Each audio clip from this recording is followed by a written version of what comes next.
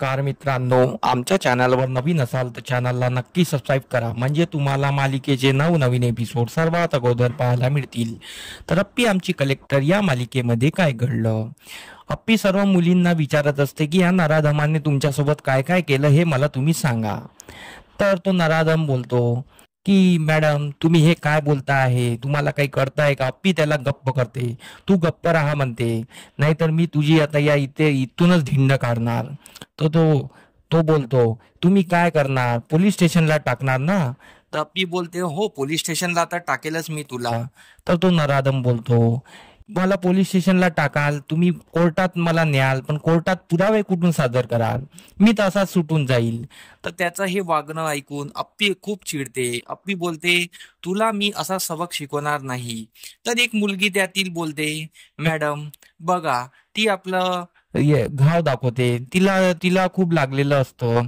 ती सांगते की आज नराधमाने या सरांनी मला खूप पनिशमेंट दिली, कारण की त्यांनी मला जवळ ओढलं होतं, मी त्यांना नकार दिला तर त्यांनी मला खूप मारलं.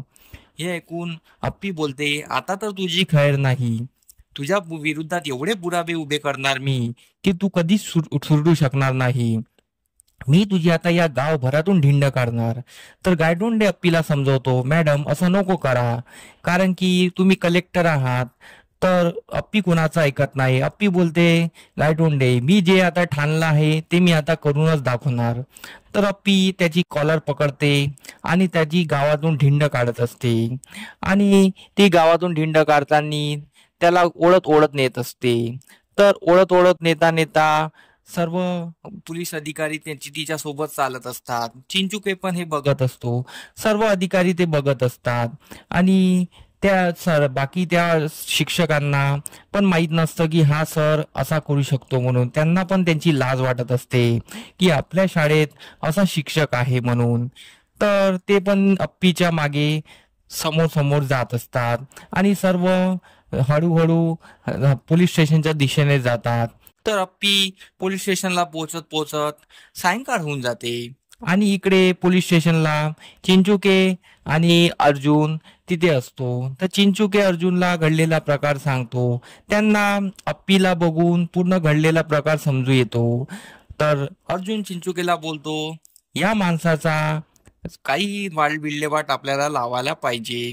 या माणसाची आवाज कलेक्टर ऑफिस पर्यंत गेली पाहिजे, असा याचा बंदोबस्त करायचा.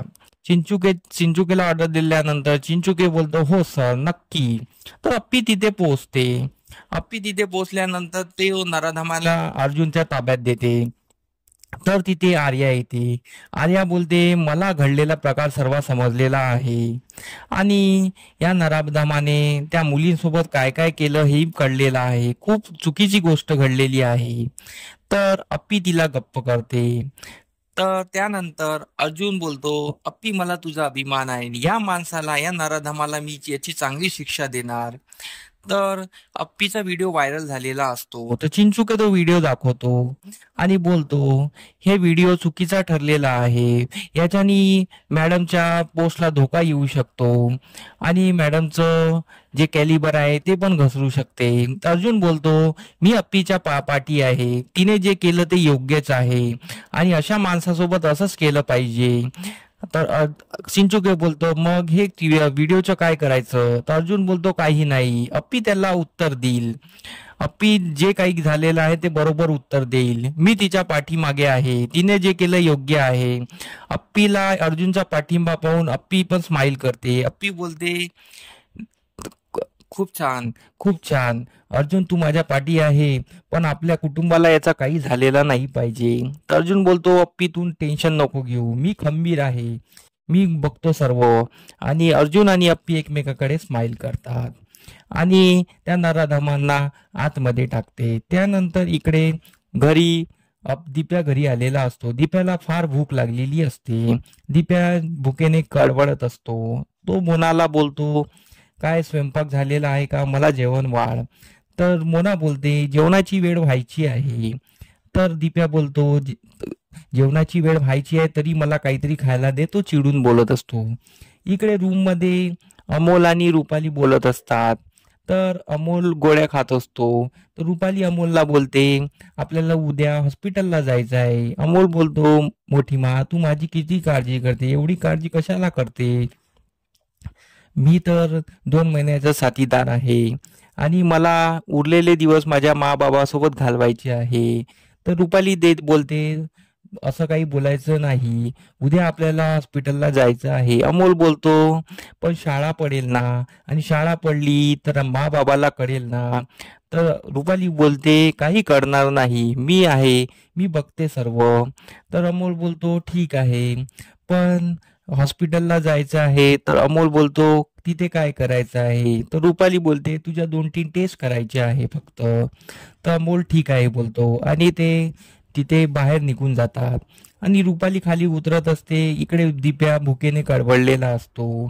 तर रुपाली खाली उतरत असताना बापू बोलतात, रुपाली ताई सोबत तू स्वयंपाक करून घे आणि दिप्याला जेवायला देऊन दे. तर मोना बोलते, रुपाली ताई आतापर्यंत आल्या नाहीये. तर रुपाली तेवढ्यात उतरत असते. तर बापू बोलतात, रुपाली ताई तुम्ही स्वयंपाक करायला थोडी मोनाची मदत कराल? तर रुपाली बोलते, हो मी त्याचसाठी खाली आलेली आहे. तर रुपाली खाली येऊन डायरेक्ट किचन मध्ये निघून जाते. मोना हे बघते आणि मोना पण रुपालीच्या मागे निघून जाते. पण दीप्याला हे आवडलेलं नसतं, कारण दीप्याला रुपालीची चीड येते, कारण की तिने अमोलला शाळेतून आल्यापासून आपल्या रूम मध्येच ठेवलेला आहे. अमोल कधी असा वागायचा नाही, आल्याबरोबर दीप्यासोबत या घरच्यांसोबत खेळायचा. आता अमोल डायरेक्ट रुपालीच्या रूम मध्ये जात असतो. दीप्या चिडचिड करत असतो. इकडे मोना किचन मध्ये आलेली असते आणि ती रुपालीला हळूच विचारते, तुम्ही त्या हॉस्पिटलला गेले होते, तिथे काय झालं? तर मला तर रुपाली बोलते, काय झालं? तर रुपाली एकदम दांदरून जाते. तिला वाटते की मोना काय विचारती आहे हॉस्पिटल बद्दल. मग मोना गोष्ट पलटवते, तुम्ही त्या बाळाची ट्रीटमेंट करताय, आम्हाला पण बाळाचा विचार करायचा आहे, मला त्या डॉक्टरचा नंबर द्याल का? तर रुपाली हसून बोलते, गुड, तुम्ही एवढा लवकर निर्णय घेतला, खूप छान, नाही तर वेळ निघून जाते. लोक नाही का आपला वेळ वाढवण्यासाठी बाळाचे विचार करत नाही, पण योग्य वेळेतच बाळाचा विचार करावा. आणि तू योग्य निर्णय घेतलेला आहे. पण मी ज्या डॉक्टरकडे गेले होते ते स्पेशालिस्ट नाही आहे. मी तुला एक स्पेशालिस्ट डॉक्टरचा नंबर देते, तू त्यांच्याकडे जा. तर रुपाली हे बोलून बाहेर निघून जाते. तर मोना दात बोलते, रुपाली ताई तुम्ही खूप खूप हुशार आहात, पण मी पण शांत बसणार नाही, मी पण पता करून राहणार, तुम्ही काय कुठे लपत आहात. तर मोना चिडचिड करत असते आणि तेवढ्यात अर्जुन आणि अप्पी घरी येतात. अर्जुन अप्पी घरी येताच तर दिप्या दाजींना बोलतो, दाजी हे रुपाली ताईचं काय चाललेलं आहे, मला त्यांचं पटेन असं झालेलं आहे. तर अर्जुन बोलतो, काय झालं? तर दिप्या बोलतो, अमोल शाळेतून आल्यानंतर बाहेर खेळायचा, आता त्यांना आतमध्ये घेऊन बसतात आणि खोलीमध्येच घेऊन बसतात. तर अर्जुन तिला समजावतो की त्यांना मूलबाळ नाही आहे ना, म्हणून त्यांना कसं बसं होत असेल, खेळू दे, का एक दिवस राहू दे. तर अप्पी पण त्याला समजावते, पण दिप्या काही समजे ना. दीप्याला तिचा रागच असतो आणि अर्जुन पण समजावची कोशिश करतो, जाऊ दे ना दिप्या. तर इथेच आजचा भाग संपतो. धन्यवाद.